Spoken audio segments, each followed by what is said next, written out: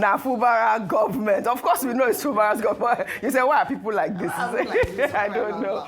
But you know, yesterday, efforts by journalists to reach key aides, including the Commissioner for Information, have proven unsuccessful, with calls and text messages going unanswered. I'll take some tweets. This is from Dr. Champion, who wrote, "Interesting twist.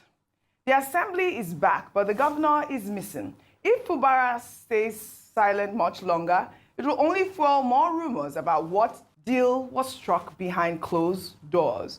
And then another Twitter user wrote, "Where is Sim Fubara? We expected him to at least give state address today. He said he does not wish to go back to State House some time ago. Is he not still interested?" Fubara missing out on a big occasion and disappointed his supporters as usual. And of course, this Twitter user went on to say that they're happy that the governor didn't show up yesterday. Let everyone go home. Fake supporters. When he was illegally removed, the so-called supporters didn't say a word. They mostly moved on with their lives as usual. Let them all go home. Fubara will resume without fanfare. Well, we know that the Rivers State House of Assembly has since reconvened and passed a motion to probe financial transactions during the emergency administration. They've also asked the governor to forward lists of commissioner nominees and commence work on an appropriation law.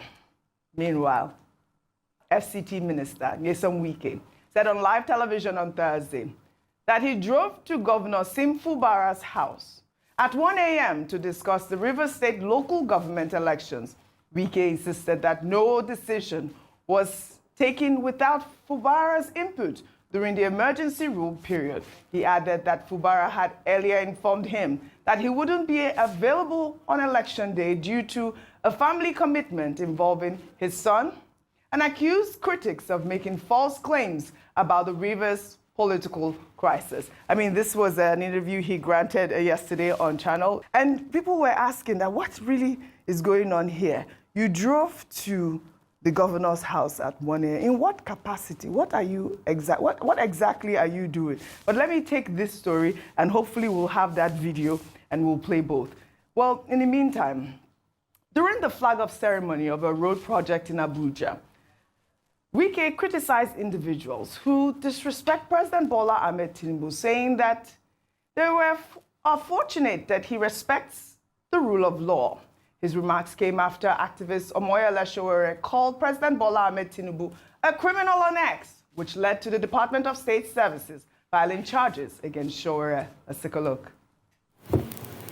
This is a country where somebody who was will say Mr. President is a criminal.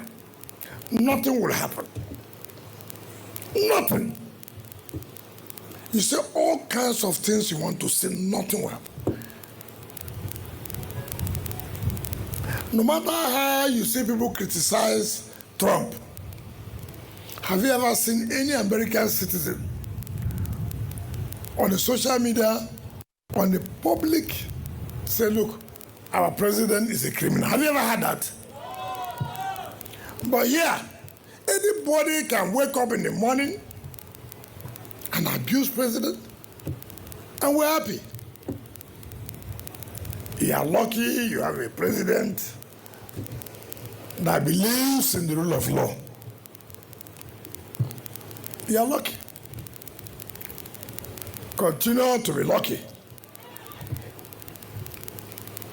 There are those you will meet, and you will be lucky again. All right, this is a big conversation, but let us now play the video where Nyesom Wike said that he drove to Governor Sim Fubara's house around 1 a.m. to have a conversation about the Rivers LG elections. I, the Minister of FCT, the former governor of Rivers State, 1 a.m., drove to the governor's house. Sat down. Yes, what do we do? He said, look, that's okay. We'll go by that. There was nothing that was done that the governor was not a party to it. You see, even before the election, the governor traveled. He told me he will not be around. See, because my son had this engagement at the Zoom. The people just sit somewhere, begin to talk all kinds of things. They don't even know, simply because, all they were expecting is, oh, They've not settled. Unfortunately, we are settled. Unfortunately, no, that gas turbine is no longer there.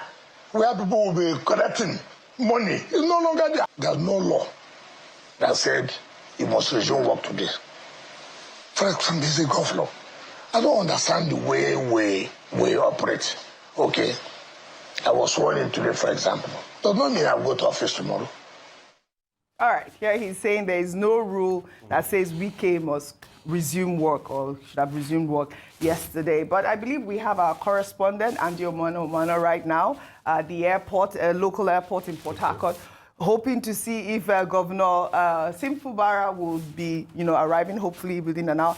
They have reports that he's not in the state. But RUFAI, what are your thoughts about, Wike's comments regarding Tinubu respecting the rule of law, and of course the fact that he actually, having this conversation with Governor Fubara during the elections and all of that? So the question is, isn't it shocking to you, Oji, how confused our democracy has become? Yes. Why I call it a demonstration of grace? You, Wike, was material and key to a state of emergency happening. So you were going to meet him for a local government election that was going to sway in your favor. So what were you going to tell Fubara at 1 a.m.? Oh. Was he going to tell him that, I don't beat you, this local government, they come to me? But we saw the sham that the local government election was now. It's not where we had the miracle of Obiakpo, over 300,000 votes in local government elections. That's the joke we have become. He also said yesterday on air, Oji, that if they wanted to allow the state of emergency continue, they'll have continued. You know what that means? So, anyway, it's President Tinubu that keeps giving him all of this leeway. But maybe because of the agreement they both have, only God knows what is among them. Anyway, he delivered Rivers for APC. We all know how the BBC wrote against that governorship elections and how shambolic these elections, the presidential elections in Rivers State. Moving on, him that is talking that somebody abused the president and they are talking, wearing the allegations against him abusing the president, this is not the same Wike that said for President Buhari then, that will go at it shoulder to shoulder, that if they try to do anything against him, Nigeria will burn. Didn't Wike say? You see, these politicians have come to realize, plus President Tinubu, plus Wike, when they are in opposition, they say something entirely different. When they are in government, they say something that him that is calling somebody. The constant refrain during Buhari's time was the fact that he was always taking jabs at Buhari. It's not during the Buhari time he called APC cancer. Is it not the same APC he's frolicking with now? Is it not the same cancer that is winning all the local governments in the state? So you can see these, our politicians. In all of this, you will have thought that Mr. Wike will have been more concerned about a more pressing issue, which is doctors going on strike in Abuja FCT that is there. He said something about it there. But that's not the main issue. The main issue was Fubara. He had to come and gloat that he's there, he's in charge, and all of that. So you see, but I have a word for them. Everything comes and goes. See, I think it was Dr. Abati, I think it was one of our Nigerian famous poets, if it's J.P. Clark, it is famous poem, Riverbed, riverbed, sitting all day long, on hook over grad, riverbed, riverbed, sing to me a song of all that's past, and say, will mother come back today? You shall not know, and you should not bother. Tides and market come and go, and so shall your mother. That's stream-side exchange. All right. Tides and market come and go. These people will come and go someday. All right. Dr. Abati, speaking about the fact that, Wike was saying that anything goes in Nigeria, that is not the same country that, somebody called the president a criminal and nothing will happen. Well, we know that the DSS has filed charges, but I want to tie this in with this so we can discuss that. Now, speaking of Dr. Abati is just something else. The way you show the response to OG, oh my goodness. It is unfortunate that the media is giving Mr. Wike too much airtime, relevance and attention for him to come out and be spilling what he's not supposed to say. Why are you saying that President Tinubu is a very soft-hearted somebody, that if not, why would somebody pick a camera and said the president is a criminal? And why will Mr. President return someone after suspending the person for 6 months? Is a soft-hearted somebody. If not, if it happens to be him, he will not tolerate that. Why will you spill that on channel television? Hey, some people, they do What a show of shame in Rivers State. These people could not defend his governor or support him when he was unlawful removed to Fiakwa. What did you want them to do? Peter Obi donated 100 million naira to my school, and I was in school that day. He also gave 2 vehicles, Kasala. Daniel Biwa and Reno Omokiri are in the same WhatsApp group. They should never be taken seriously. Elemo can cut short abroad trip for. That one was abroad because I didn't want this video to be too long, so I didn't just do. This person said, why is it Wike, former governor, that seemed to have all the answers concerning Rivers State? How is it normal, please? My sister, if you talk, I don't know. Nigeria is just an unfortunate country with terrible leaders. Thank God you see you. So Omokiri, yes, Reno Omokiri said something about Peter Obi and PDP, that Peter Obi wants to come back to PDP, but there will be no way. And if Peter Obi come back to PDP, the PDP will be dead, gone. I will leave the video for you to watch. Do you think that if Peter Obi go back to PDP, the PDP will be dead, gone? I mean, I feel like they want Peter Obi to come back to PDP so that you can rise them up. But they no, Labour Party, here we stand and we stand. Why is it everybody's coming out to say Peter Obi, this should come back to PDP? Why? And Natasha, he said something about Natasha as well, that the Senate were giving Natasha opportunity to apologize, but he refused to. She refused to apologize. So whatever happened, she should deal with it. Let me leave the full video for you to watch. Thank you for watching. You and Two Media. Kindly like, share, subscribe, and turn on your post notification bell so that you get notified each time we drop a new video. It's still your girl, You and Two Media. Peace and love always. Mwah. The situation in Rivers State is eventually, coming to a very peaceful resolution, which I thought in the first place. I told you that there was no reason for this to have happened in the first place. Because I had always said that we don't operate democracy in this country. What we operate is, civil rule. Tell me how many people in this country, since you got matured politically, that have come out of their own desire, with their own financial support, and started either as councillors or chairmen of local government or members of state houses of assembly, or national assembly, or governor or president. There's always some tendency for you to cling on the apron string of some people. And that is the danger of the style of democracy we are holding here, because you don't have an independent opinion. But what happens in this country is that people continue licking the boost of other, or whom they call their godfathers, and as soon as they see power and money, they say, to hell with you. And this is what causes crisis in most of the time. Because a typical Nigerian man regards everything he does as business. And they put millions and millions of naira and sometimes dollars into this business of governance. And that is why nothing works. Because you get into office, instead of helping to develop your environment, you continue sharing or paying back to those who have made you to get into where you are. And once you look and see that not enough is left for you to really do some job, you still remaining. That's why nothing is going on. Go through, 6 months ago, I went through about 17 states in this country. And Dr. Abati, it's a pity for you to watch a governor going to work. A governor leaves government house to attend a function in the same city, and there will be about 40 vehicles in a convoy following him.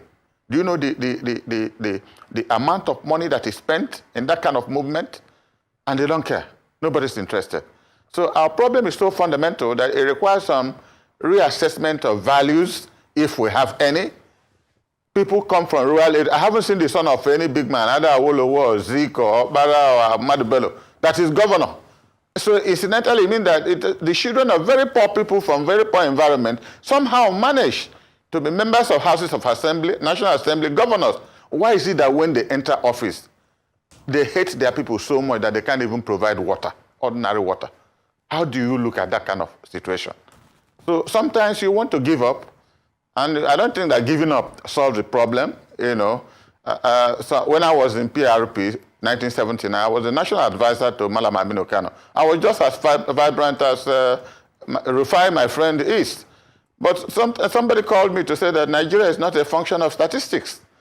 You know, that was why Zik said in 1974 that ethnicity should become, you know, a national instrument, an instrument for national unity, if people will accept that.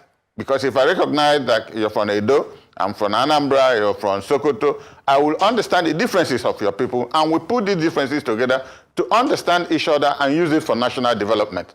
But once we use ethnicity as a basis of divide and rule, opportunism, then nothing works. All right. So that's what I would say, that PDP is part of a Nigerian system, and all persons who come there want to have an advantage for their people's, you know, gain.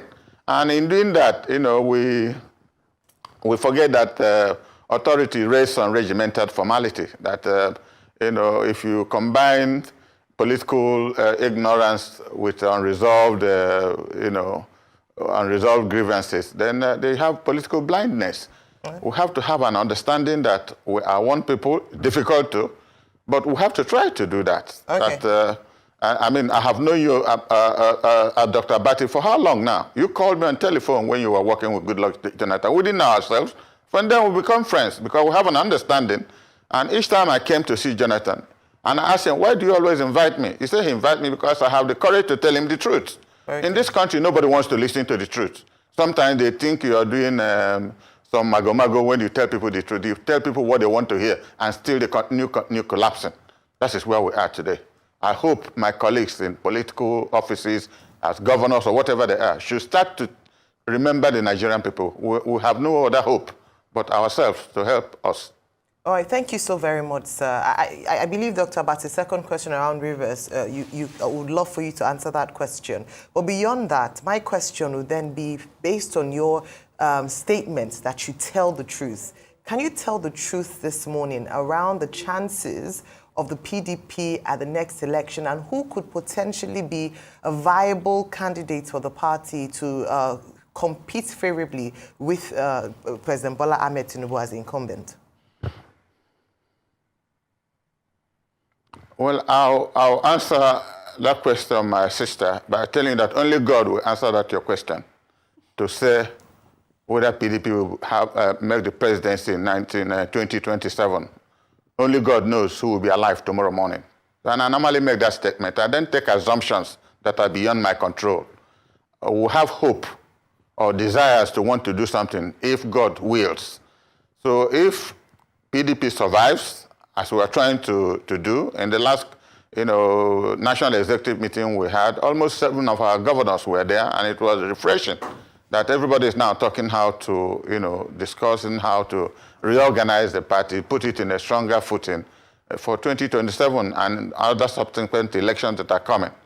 Okay. So I don't know who the candidate will be, but the party has zoned the presidency to the South. South, yes. And if there is honesty, like you said, yes. And hold on, if there is honesty, they should micro-zone it to Southeast, because virtually now we are the only zone, theoretically speaking, that have not had a presidency. That's a very important this dispensation, point. And maybe Northeast too. Okay, that's a very important point. That means that from your truth, Southeast ought to get the ticket. It means you've eliminated President Goodluck Jonathan as a potential candidate for the PDP, if you were to suggest. And maybe perhaps Peter Obi, who has been touted as maybe coming back to the PDP, might be a candidate for you. Or we hope, of course, and believe with the will of God that we are alive tomorrow, based on what you said. Well, the Constitution of the Federal Republic of Nigeria gives everybody right to contest. The Constitution did not talk about, even though they talked about national representation, making sure that every part of the country is represented, involved in what's happening. But something like leadership, running for a public office, you don't force anybody. Sometimes you zone it, and you might not, every zone, I believe, have some capable people to run the affairs of state, either at the state level or national. But when you force people to want to do something, you might not produce the best results. So first and foremost is that there must be desire. There must be willingness, for people to want to make a contribution before we then said, oh, other people will come to support them if they find they have viable candidates to do. So in terms of the presidency for 2027, I believe Peter Obi so far has no platform, to the best of my knowledge. He ran last time with Labour Party. He's attended the launching of, what do they call it, ADC. So I don't know what his platform will be. I'll be happy if he joins PDP, because he will bring his credibility to bear on the party as we are reorganizing. I mean, he's not a name you want to introduce in Nigerian politics. Any party that has him today, we know that they have already made more than 30–40% of the election, because he has tremendous support across this country. Okay, Mr. Danulasi, I'm happy you're talking about Peter Obi. I remember we had a bet the last time, and empirically I'll prove to you, sir, that I won that bet. I put it to you, I won that bet. You said, this was your words, not mine. That showed me a video. Not the opinion of those who watched us. No, hang on a minute. Wait, let me finish. Mr. Danulasi. You know what people said? I'm a man of facts. Okay, let me land. Go on. Your words, not mine. Okay, you will resign from the PDP if I can show you videos of you criticizing Peter Obi in the past. In fact, I have too many videos of you criticizing. In fact, not only me, Ose Aneni, Chief Aneni's son, also brought out some videos of you criticizing Peter Obi in the past. If you want, maybe you can send your number to your producer to me. Please. Through our producer to me, and I will forward you those videos. But wait, I've not even landed on my question. Information, please. Yes. Information in all communication. Once I say information, you give me a few seconds. Yes, please. When we had that discussion, I told you that I criticized Peter Obi on one serious occasion when he left PDP and went to Labour Party. I still mentioned it, and you forgot to say that. I mentioned it in our discussion. Mr. Danulasi, the videos of our conversation are there. People will watch and judge. But let me move on to my real question. Anyway, I have a lot of... Let me move on to my real question. You are now saying that this is same Peter Obi that you are saying that if he runs today, he has 30–40% of the country. Correct me if I'm wrong, or maybe you said it just now. Maybe I didn't hear well. Or maybe I have to remove anything in my ear. You said it just now, right? That's what I just said, yes. But I want to read a newspaper caption to you, where you said, where you warned the Igbo people leading up to the last election, that voting for Peter Obi in 2023, you said during Akaka that he has no strong political base and will fail woefully in his presidential bid.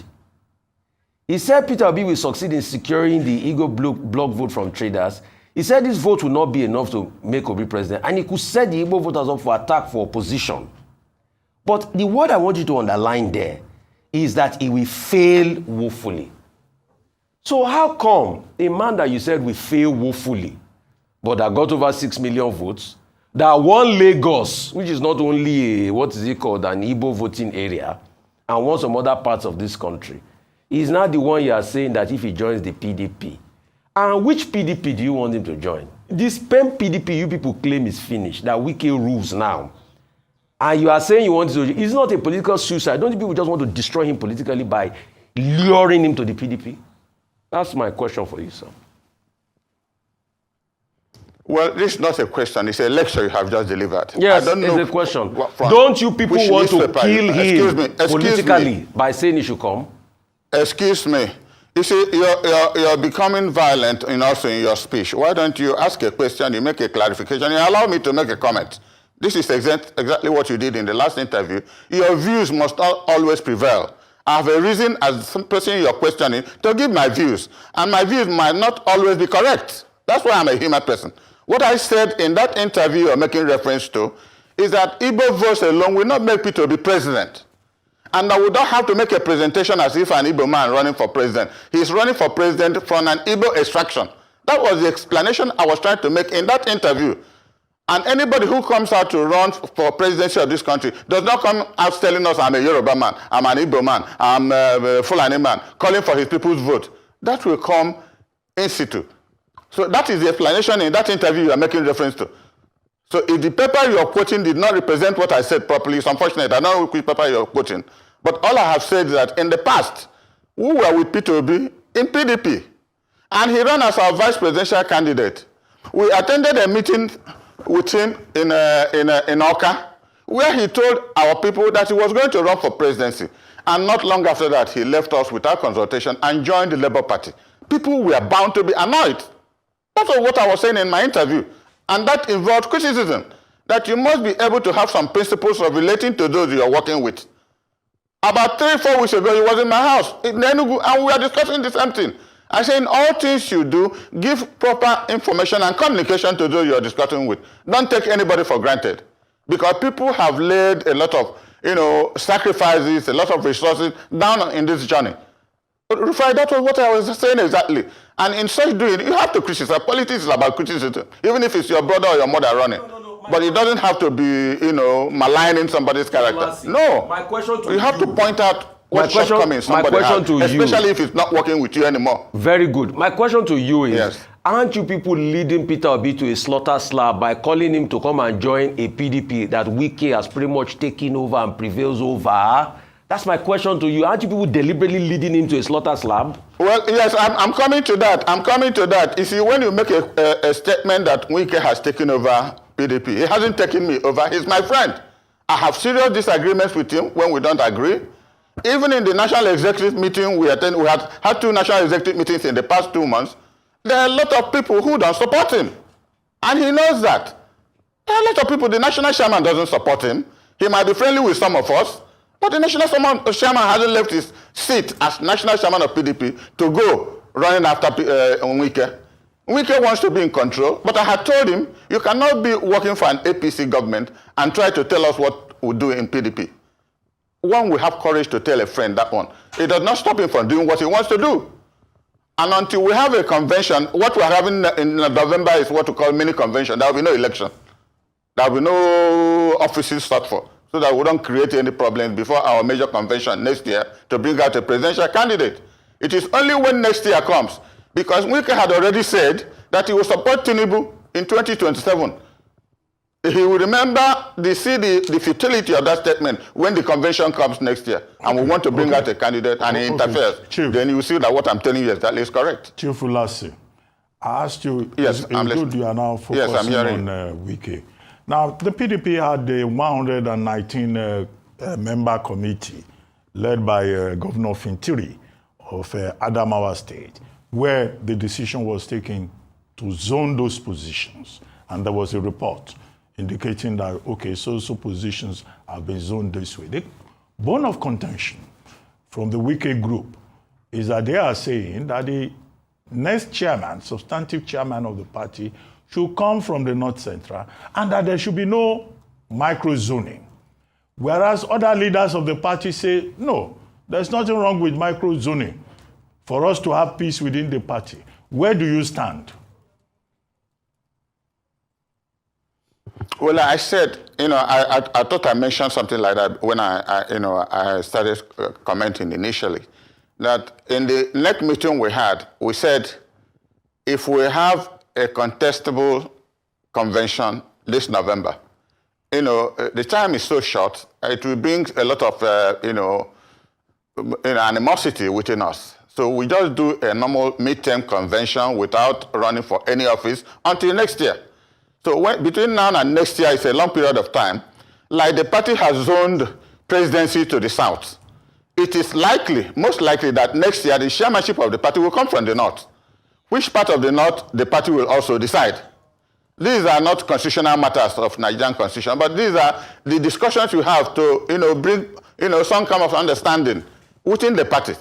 There's nowhere in the Nigerian constitution that is specifically mentioned about zoning, but it talks about national representation, national interest, which means that every part of this country should be given an opportunity to be part of the system. That is what it means. No part of the country will take presidency and you take a governor, you take a vice president, you take speaker, you take a president of Senate. That would be unfair. That's what I'm saying, I'm talking about. Thank you very much, Chief.